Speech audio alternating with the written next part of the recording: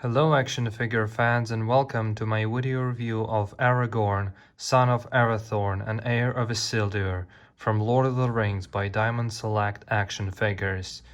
So before we start the review on this great figure, I'd like to show you the box that this Aragorn comes in.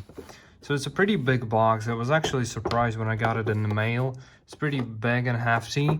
It says Lord of the Rings Deluxe Action Figure with Sauron parts. Aragorn, this shot of Gandalf, Frodo, and Sauron. And here you can see some of the accessories I haven't pulled out of here, just because I'm not really using them. Here on the top it says Diamond Select Toys, warning, all that kind of stuff. On the side there's Lord of the Rings, and on the back there's the Aragorn figure, which I was actually surprised to see this one because it's a promo pick, which doesn't actually show you where the joints are. It seems like his arm is monolithic. It's like one solid piece and you're not really... How can you move it? That's the question that arises from looking at this Aragorn. And oddly enough, this Moria Orc, the second figure in this wave, it's a third wave, I think, actually. Yeah, Series 3 says it's here. It doesn't matter. The main fact is that he has his joints shown here in the picture and Aragorn doesn't. I have no idea why is that. And he also shown to come with a quiver of arrows, and he does not in the actual figure form, so it's kind of strange. Not that it's a big deal, but I just thought it'd be worth pointing out. On the back here there is also Aragorn with Sauron and this orc. New Line Cinema. This deluxe action figure of Aragorn is based on his appearance in Lord of the Rings, The Fellowship of the Ring. It features approximately 16 points of articulation. Oh my god, collect them all. And that's basically it for the packaging. Now guys, as I mentioned, this Aragorn figure comes with a lot of accessories, two of which are these Build-A-Figure Sauron parts, which are the leg and the arm.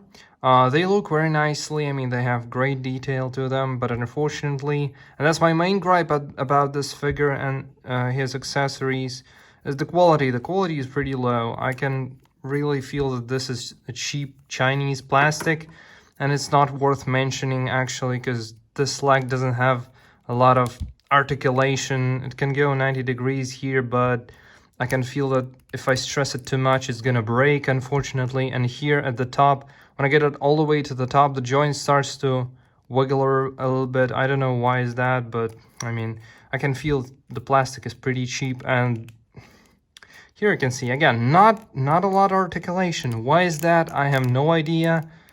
Almost no toe pivot, just a little bit, but not worth mentioning.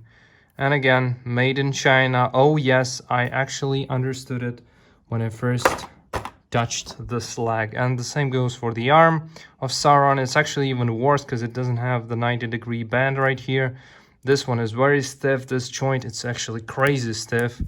I'm afraid I'm gonna break it if I stress it too much. And here, the head itself, it's not really posable in any way, just a very insignificant amount of posability. The details, yes, they are great, but the plastic quality is pretty low. Again, Aragorn comes with a torch, which also looks kind of cheap for me, I don't know.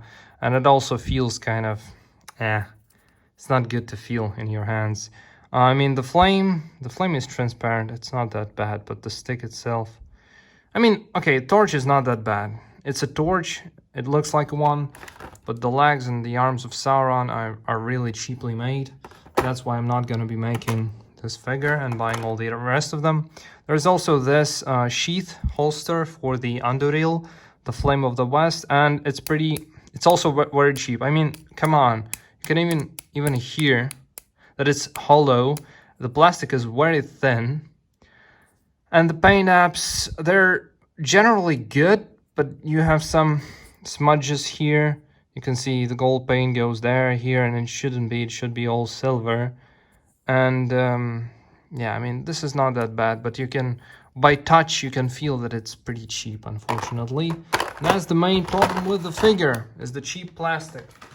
But anyway, let's get on to the Aragorn himself, because this is why we have all come here to see our long-awaited figure.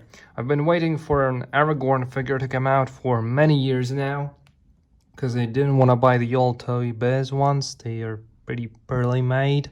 They don't look like Aragorn at all. And I was waiting for a company to pick up the license for Lord of the Rings and make a good Aragorn figure, the definitive version. And can I say that this is the definitive version of Aragorn we have to date? Yes, but Aragorn could have came out much better, I think. If, for example, a Japanese company picked up the license from New Line Cinema, for example, like Good Smile Company that makes Figmas, it would have been great and terrific, and I don't mind paying another like $100 to get a better figure. Because when I compare this Aragorn to Guts, it may not appear at the first glance, but Guts has a much better ABS quality plastic than Aragorn does, and he has no paint chipping, which is actually a big problem with this figure. And overall, the joints are evenly matched. And what I mean by that is that they're not stiff, they're not loose, they're just how they should be. And with Aragorn, there's a certain problem with that. So let's check him out. First, we're gonna talk about the details about this face sculpt. Now, everybody says that the face sculpt is medium. I mean, in terms of the leveling, it's not great. It doesn't have the full potential to it. I mean, of Viggo Mortensen doesn't have the best portrait of him, but I would say it's pretty good. I won't say it's bad. For me, it works, because when I compare it to Toy Biz figures they released, well, it was like 20 years ago, but still, they're pretty bad. This one's good. I like it. The only problem is that his hair should be dark brown, not black. He doesn't have black hair. I don't know why everybody gives Aragorn black hair. He doesn't have black hair, but it doesn't matter. Not that much, at least. In terms of the paint applications on his torso and jacket, boots, and all that, it's pretty good. It's evenly matched. I mean, it really is a nice representation of how he looked in the movies. He wasn't all tidy. His boots were dirty with grime and dust on them, and that's captured really nicely with this figure. Overall, the paint applications on this Aragorn is the best part of him. And I'm serious, because check this coat out. Here you can see when it gets closer to the land, to the earth, to whatever dust covers it, and that's pretty realistic. I really like it.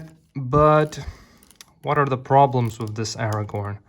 First of all, paint chipping, especially on the hands. Check this out. There is already a significant amount of paint chipping for some unknown reason. I've only given him once a sheath from the underreel to hold, and after I removed it, the paint got destroyed. Check this out. It looks horrible. I don't know why.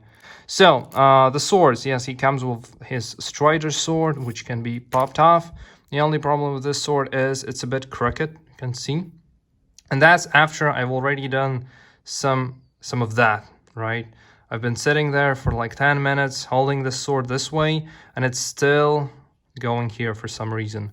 Also, you can see that the paint is in layers, and it's pretty bad. I mean, if you compare this to even an old Toy Biz under the Narsil, for example, it doesn't have that bad of the paint layering on it. And this one is already 19 years old, so you can think about it. And of course, this doesn't go in any comparison to Figma swords that they produce. They're just above and beyond what this Aragorn comes with, unfortunately. But he's got a dagger, an elvish dagger, which is great, but you should be very careful when taking it out, because it's stuck there a little bit. So the dagger is better. It's much better than the swords, I might add. I actually like it pretty much. The only problem, again, see, some minor paint chipping here. I mean, paint smudging, actually, but... And it goes in this sheath pretty nicely, but it's pretty hard to take it out after you got it there. So be careful. Anduril, of course, he comes with his Flame of the West, and it's got some pretty nice details, but it's got some very big problems with the paint. You see how uneven it is? Although he has all of these elvish writings inside of it, it still can't help. I can't help to notice this paint. And one more minus. You can see gold details here. On the other side of the Anduril, they're not here. What's the reason for it? It should be on both sides. Yep. And Avenstar. Yes, he does have Avenstar that Arwen gave him, as well as his Ring of Barahir. But unfortunately, his ring, unlike mine, which is a replica, doesn't have an emerald in it. And it kind of sucks, but again, it's a minor detail. Alright, Aragorn. Visually, he is stunning. I still love this figure. Now, in terms of his articulation, his arms are pretty articulate. This one is a bit stiff, so I'm a bit worried about moving it too much. The only thing I don't like about the articulation on the arms is that it breaks the sculpt. So you can see when you move it here, it breaks the sculpt and it doesn't look natural and realistic. And I'm not enjoying it by any stretch of imagination. Why? SH Figuarts can figure out some nice joints to make it so no sculpt is being broken. You see? It's always a solid piece. It looks terrific. But here, for some reason, American toy companies can't do that. He's got a double jointed elbow, but that's, again, I'm not a fan of this design. I know Hasbro utilizes such design. This Diamond Select company utilizes such a design. I'm not a fan of that. I would much rather have this type of joint, like in the Japanese companies. I prefer that, but again, that's the only Aragorn you can get, which looks somewhat decently, right? His hand, I mean, it can also move this way, but I won't because of the paint chipping. Yep, that's unfortunate. At least his hand with Anduril can be moved freely without any, almost no, no paint chipping here, I don't think. So it's good. The head can swivel, not 360 because of the long hair that he comes with. Torso articulation. He's got some, not a lot, but I think you can remove the coat and it's gonna be better. But I'm not gonna do that. I'm not needing that articulation. So, in terms of the legs, they can go forward, almost 90 degrees. But I'm not gonna stress it too much. It appears as if they can also rotate a bit here, but again, I'm not gonna try that. Double jointed knees. Oh, come on. I hope I won't break it. Again, I don't like the design. It just feels unnatural to me. And some toe pivot, as well as upward downward motion. So in terms of articulation, Aragorn is pretty good. And the fact that I don't like the looks of these joints is purely my subjective opinion. I think so. Because many of you may like that, but I don't know who would prefer to have this sculpt breaking on their figure. Anyway, it looks great, even with all of his problems and nitpicks that I have pointed out. Now for size comparison, the only other Lord of the Rings figure I have is the Mouth of Sauron from the extended DVD of Return of the King, and he scales pretty nicely with him. And I especially bought this Mouth of Sauron so I can actually put them to fight against one another, because these are actually my two most favorite Lord of the Rings characters. Well, Mouth of Sauron because of his visual appearance is my favorite, Aragorn because of the character. But they scale pretty nicely. I think Mouth of Sauron should be a bit taller than Aragorn, but it doesn't really matter for me. The real problem is, check out Guts from Berserk. How tiny he is compared to Aragorn. And now, this is again purely subjective. I was just thinking that if I buy this Aragorn, he's gonna scale terrifically with my other Figma figures that I have from Japan, but it's not the case because they actually turn out to be smaller than Aragorn, and I didn't know that. So yeah, that's purely my problem. Again, SH Figuarts, Anakin Skywalker exclusive website edition of the Padawan figure, and unfortunately again he scales pretty badly with Aragorn, but again the scale difference, right?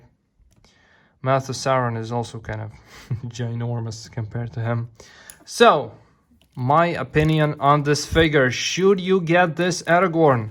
If you have the means, yes, you definitely have to buy him. Why? Because that's the only figure of Aragorn available in this scale for such a low price with this amount of detail. Although I have some problems with him, I'm not gonna say you shouldn't buy him because there's just no other alternative. Because when you're buying Guts, I mean, you have several versions of him that you can purchase. When you're buying Anakin, you have like dozens of him.